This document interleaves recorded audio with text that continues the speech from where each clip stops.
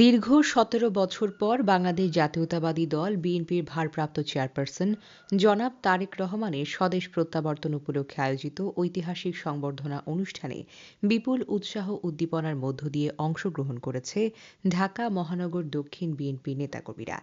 ঢাকা মহানগর দক্ষিণ বিএনপির যুগ্ম আহ্বায়ক এবং ঢাকা ৭ সংসদীয় আসনের মনোনয়ন প্রত্যাশী ত্যাগী ও জনপ্রিয় নেতা মৃত্যুঞ্জয়ী হাজী মনির হোসেনের নেতৃত্বে এক বিশাল মিছিল ও শোভাযাত্রা নিয়ে নেতাকর্মীরা সংবর্ধনা অনুষ্ঠানে যোগ দেন। মিছিলটি ছিল প্রাণবন্ত স্লোগান, ব্যানার ও পতাকায় ভরপুর।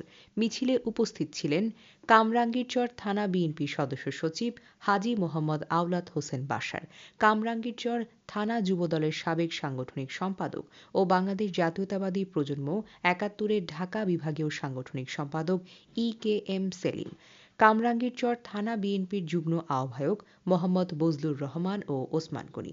এছাড়া উপস্থিত ছিলেন ঢাকা মহানগর দক্ষিণ বিএনপির ৫৭ নম্বর ওয়ার্ডের সিনিয়র যুগ্ম আহ্বায়ক মোহাম্মদ পারভেজ মিয়া, যুগ্ম আহ্বায়ক হাজী মোহাম্মদ সাইফুল ইসলাম, ৫৬ নম্বর ওয়ার্ড বিএনপির যুগ্ম আহ্বায়ক মোহাম্মদ সিরাজুল হক মোড়ল, মোহাম্মদ জাহাঙ্গীর সহ মহানগর ও থানা পর্যায়ের বিপুল সংখ্যক নেতাকর্মীরা আনন্দ, উচ্ছ্বাস ও উদ্দীপনার মধ্য দিয়ে দলের ভারপ্রাপ্ত চেয়ারপারসন তারেক রহমানকে স্বদেশে স্বাগত জানান এবং এই ঐতিহাসিক মুহূর্তকে স্মরণীয় করে রাখেন।